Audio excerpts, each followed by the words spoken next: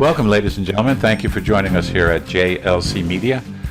This is a Leader to Leader podcast. It's a series that we started, a couple of 3 months ago, I guess now. And we've had the privilege, absolute privilege, of bringing forward a series of leaders who have been through it, so to speak. All of us know that when we step into that leadership role, things happen. And generally, unexpected things happen to us. So this is an opportunity for us to learn from someone who I love as a friend and admire professionally as a terrific leader. And her name's Louise Perrin. She'll tell us about herself in a minute. But first, I'm going to get Colleen to introduce herself, and then Louise to tell us a brief little bit about her. And then we will switch to the focus of this particular conversation. So Louise, let's start with you, Louise. Tell us a little bit about you. Okay, about me. Well, I am a retired senior vice president from State Farm Insurance Companies. I've been retired a little over 2 years now. And I'm also married to my husband, Carl. We'll be celebrating our 40th wedding anniversary later on this month. And I have a wonderful daughter who lives in New Jersey, very artsy. So very different than me and her dad. She's very creative and artsy, and it works in that creative type of environment. We live primarily in Chicago, although we do have a farm in Lewisburg, West Virginia, where we spend a lot of our time. Right now, most of my time, free time, is given to working with both for-profit and nonprofit boards and helping make them better and helping them achieve their objectives. That's wonderful. And what I'm grateful to Louise for is the use of the work. The work of conversational leadership can be used at home, can be used anywhere. And you also made me think of this, Louise. We got to get Carl on here. We got to get his 2 cents on so many things. So, Colleen, tell us about you. Well, first off, I noticed, Louise, when you said you are retired for 2 years, I don't know if everybody else noticed the happiness in her voice and the smile on her face. So absolutely. Well, it's a pleasure, just to join you on this particular podcast. And for those of you who are listening, you probably have heard me say this before. I've had the honor and pleasure of working with senior leaders such as Louise Perrin over the last 12 years as a JLC associate. And so I'm really looking forward to this conversation, and once again having the pleasure of listening to you, Louise, and learning from your amazing leadership journey. Wonderful. One of the things we talked about in our last conversation, briefly, but it comes up all the time, is that the greatest leaders are the learning leaders, the ones that are always in learning. And Louise epitomizes that particular piece, in learning. I remember she came to me once before she employed me and the team to work with her. And very quietly, she said, "I think this stuff really matters, and I want to see it go forward." And I'll never forget that, Louise. It was a great set of moments, and always grateful to you. And I love you to death, so this is great. Those of you listening, the reason why we're having this conversation is that sometimes a live person telling you a story about what occurred to them when they were leading a group is much more relevant than reading it in a book or seeing it in a little snippet. Well, you know how our world is today. It's very quick. If we can't, like it in 10 seconds or something, we move on. This is not like that. This is a chance for you to really listen and hear how somebody grappled with significant leadership challenges, which any of us that have been in a formal leadership position, we've had them. This is going to be great. What I like you to look for is your own personal understanding. Make meaning out of what Louise says. So at the end, you can take something away that she gives us in her learning piece. Colleen, what are you hearing me say, and what are you thinking? Sure. What I'm hearing you say is one of the things is about the importance of story. And how a lot of times stories resonate with people and connect with people in a different way than reading some theoretic leadership theories or something like that in a book. So with that being said, we're going to be listening to some of Louise's amazing stories over the years and some of her learnings. And you're encouraging people just to think about it from their perspective and listen to it through their own lens and really think about what perhaps they could apply, to their personal leadership journey. So that really hits on one of the deeply significant pieces of our work together at JLC, and that is knowledge is wonderful. If I can't turn it into action, if I can't make it my own personal, practical knowledge, it was an enjoyable presentation. I liked the keynote. Great presentation, right? But it didn't get into me in a way that I could use it. Didn't get into my core, so to speak. Unless you turn that knowledge into practice, it was a nice time, but that's about it. So I think you're going to learn about that today. So Louise, I'm going to go right to you now, since our time is precious and I really want to learn from you. Talk to us a little bit about what you viewed as one of your most significant leadership challenges. Tell us about that situation, and then tell us what you did. Okay. I think my most significant leadership challenge was more towards the end of my career, more so than the beginning. And here's why. We were going through a reorganization where we were taking smaller market areas and consolidating them into larger geographic areas called market areas. And so I assumed that one of the smaller geographic areas that I was currently leading would be combined with another geographic market area. Okay. And you know what they say when you assume, what happens? Well, my assumption was totally wrong. And I was the only SVP that was actually moved to a totally geographic area, working with which were two separate teams before, where so I never worked with the individuals before, didn't work in as an executive, did not work in those geographic areas either. And in addition to that, instead of bringing two intact teams together, it was one intact team and half of another team together. So this is was the challenge of how do I lead this team, who I don't know the individuals, don't really know the landscape per se, and they don't know me.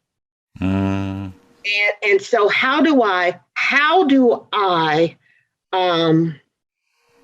lead this team and develop a high performing team that always delivers sustainable results? Because that was the other part of it. With these teams, they weren't achieving the results that they needed to achieve and what was expected of them as well.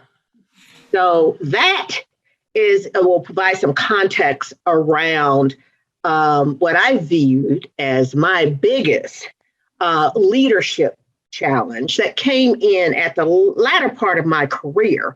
And I think it was a gift that it came at the latter part of my career, because I had a lot of the experience and understanding that was needed to do the things to help this team, lead this team, and provide the results that were needed and expected by the organization. That is so great.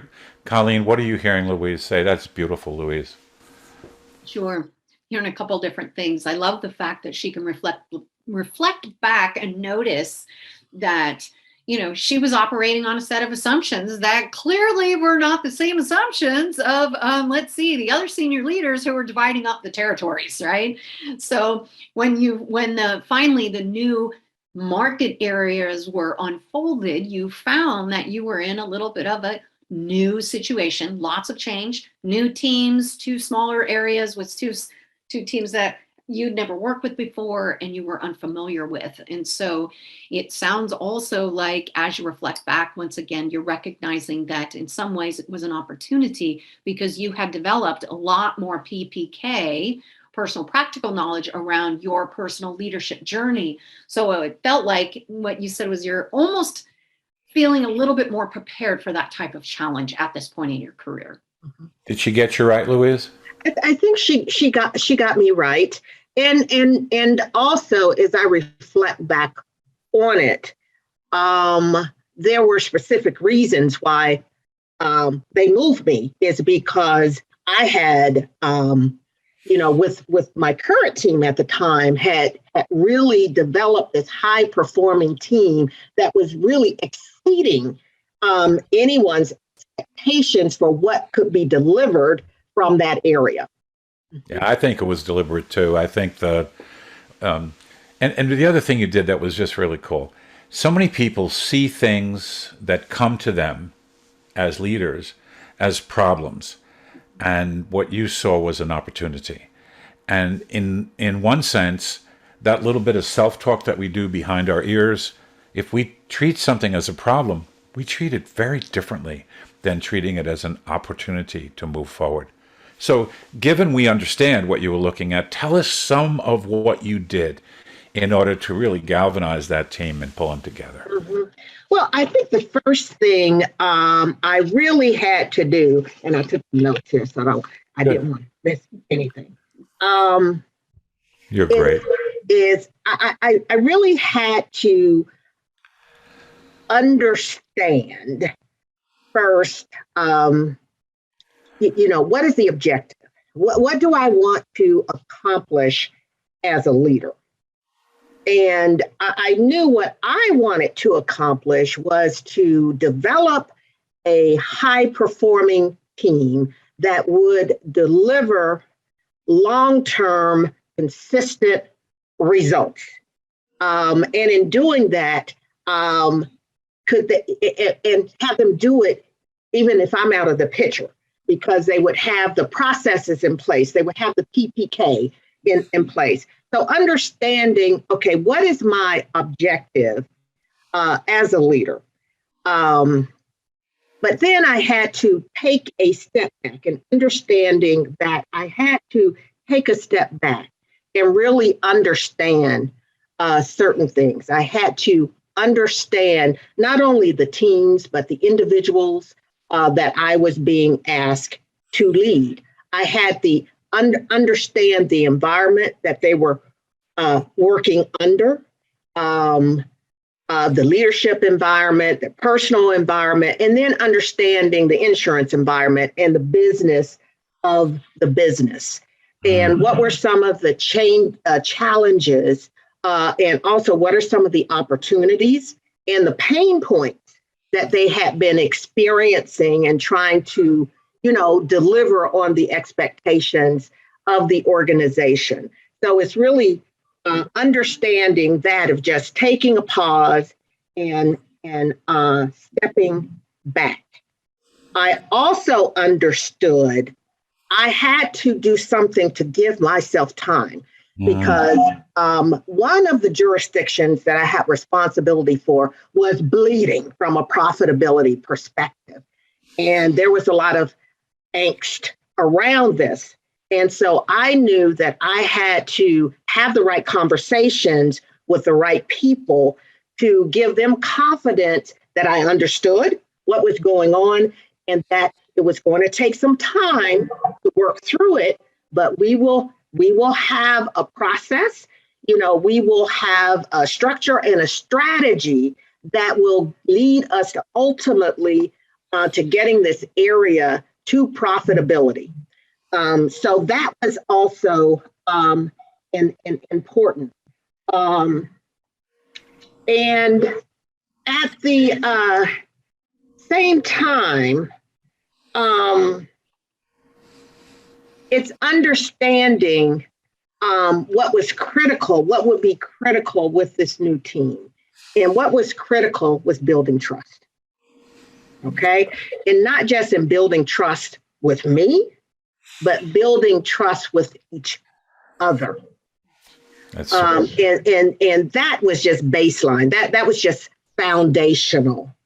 And so in understanding that, I recognized that everything that I did, I had to model. It would be used as a model for the people that I led. I would have to exhibit the behaviors that I wanted my team to adopt and exhibit. So I had to be very intentional around that work. And I understood that first meeting would set the stage, and it would either make it or break it. And Ray, if you recall just the conversations that we had around developing the framework and the agenda for that first meeting. Yeah. Yeah, very intense. We went through a lot of pieces on that. And I will tell you, those that are listening, Louise practiced a few things beautifully, and then she extended that practice beyond anything that she and I talked about together. But she wanted them to, first of all, develop a sense of trust with her. And the only way to do that is to get to know her. And she chose to do that through conversation. And then she went through a very clean and clear process. What is the situation that we're facing, given our mission, given our vision of success, right? What is the situation that we're in? And then what are the complexities? And then what are the questions that we have not yet answered and ones we may not have even asked? And then they created a course of action. It was just unbelievable. But Louise's presence in that meeting was all about, I am here so that you get to know who I am. And I want you to understand clearly, I intend to be trustworthy. If I promise you something, I will deliver it. I remember that so clearly, Louise. And I could just watch the room lean into you as you set the stage for that. Colleen, what are you hearing and getting out of this piece we're doing? You were great at that, by the way, Louise. Well, it's not surprising that they intentionally moved you to this new market area to really pull people together, because I'm hearing lots of great leadership characteristics that's exactly what happened. A big thing that's resonating with me is when you talk about you paused to sit back and reflect and to really think about how can you intentionally model the behaviors that will develop trust, that will align expectations, that will demonstrate your authenticity and transparency as a leader. And those really, really resonated with me, as well as, I just love the fact that you also keyed in on the importance of trust and demonstrated that through your behavior. Many people talk about these words, right? I went to, a training and I learned all about trust, and then they stab you in the back the first chance they get. And so it's really what I heard a lot of was being intentional and aligning what you believed and what you wanted to see with your team in your own personal leadership behaviors. How are we doing, Louise? We getting you on this one? You're absolutely. And when I was listening to Colleen, it was just, it took me back to that meeting. And I get goosebumps and chills when I think about it, because people really opened up and they shared what they were thinking and feeling. But I had to do that as well. I had to become vulnerable and not being afraid of sharing some of my experiences and those that didn't go well and why and what I learned from them and how those experiences made me a better leader. And I just, gosh, when I think back to that meeting and just what happened and how the executives opened up and just willing to share some of their experiences and their reactions and responses to those experiences. It was powerful. It was powerful, Louise. And here's something I watched you do.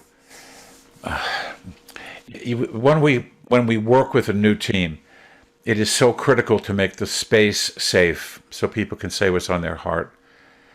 Louise never made somebody's thinking or feeling wrong. Never.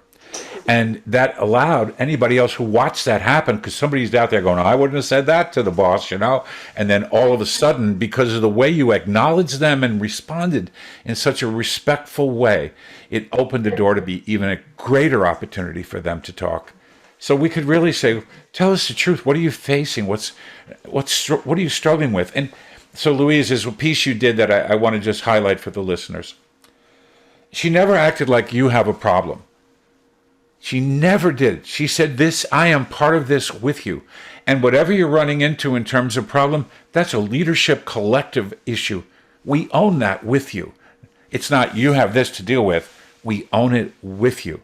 That acknowledgement of that, Louise, was magnificent. Do you remember that and how they reacted to that? Please talk about that a bit. Yes, I remember that, because it was all about, what was an important part of this, although I don't think of that meeting that it was really presented that way. But I knew what I wanted to have happen, and that was create the environment that was safe enough so people can talk about their challenges, right? That it would become this shared learning environment for people, because, someone over here may be, challenged by this, but I will guarantee somebody else is experiencing that same challenge. And maybe they're at a different place on that continuum of kind of solving that, so you can help another person on the team. That was, and when I think from that day and fast forward, moving forward, that's the way that played out in helping us collectively talk about how we can move forward. Oh, so magnificent. So I'm going to let Colleen play with this, but I'm going to kind of nudge her slightly. One of the things that great, effective leaders do, right? Effective leaders, they broker the necessary resources. And sometimes it's the person you're sitting next to in the audience. But if they don't have a space to talk about their challenge, no one even knows that they're facing that. Colleen, talk through a little bit what you're hearing now. That was great, Louise. Sure. Well, it's funny you mentioned space, because I was thinking about this as Louise was kind of reliving and retelling the story of the meeting. One of the things that she did is she created the space for the conversation to take place. I can't tell you how many meetings I've been in where the senior leader just stands up, and while they're being authentic, they're sharing their heart, then they're like, okay, thank you very much, gotta go by. And they turn around and head off of the stage. They don't create this space. So number one, the one thing that really came up to me was that she took the time to create the space. So that's the big piece. But the other piece, which is even more significant, is the way you said, and I intentionally ensured I was creating a safe space. So just creating the space isn't necessarily enough, right? It's the first step, right? We want to give everyone an opportunity to state what's on their heart and mind, to surface those things that are getting in their way, to say what they need and what some of their challenges are, so everyone in the room can hear it. Because if not, we're not tapping into the wisdom of the room. We're only listening to the one leader's experience and maybe one or two people that share their thinking. And what a waste. What a waste. That's beautiful. That's beautiful. Yeah, there's we worry about that, all the yes guys and yes gals, Yep, you're right. Yep, you're right. And then we get stuck. Louise, what are you thinking? Yeah. There are a couple of things. I'm going to backtrack here just a moment. Sure. Because one of the things I was deliberate about, and I think it helps in this area, is I did not ask anybody about their experience with any of the new team members. Didn't want to know it because I didn't want to have any preconceived notions about anyone on my team. I didn't want to have any judgment about anyone on my team. So I deliberately did not go out and seek that information. So that was not a part of my step back process. No. Okay. I'm going to meet you where you are right now. I'm going to meet you where you are. Okay. Beautiful. Now, having said that, and that helps with creating this trust and this learning environment. And I think one thing as a leader that you really have to be careful of is you have to be in every conversation, listening. And you talk about that brokering, because some people will, it's just their personality, they're going to jump in. But you have to notice who's not. Mm-hmm. And seeking them out, of saying, oh, Colleen, I know you've worked in this area. Can you share some of your perspective to add to this discussion? You just said the most powerful thing for the listeners to hear. Do your best to avoid preconceived pictures of the people you're going to lead, and meet them where they are. Meet them where they are. Otherwise, they will hide themselves. They'll hide themselves for the whole thing. And just what Louise I just watched her do that so many times. I noticed, Ray, you didn't say anything. I noticed, Mary, you didn't say anything. I'm wondering if you have some thoughts about this that you haven't brought forward yet. We'd really like to know if you do. And of course, there was never a demand. It was an invitation. That invitational work is all about learning leaders, helping us learn as a leadership team. Okay, we have more to talk about. This is and Ray, you just triggered something, and I don't want this to get lost. The terminology. I was wondering. It kind of.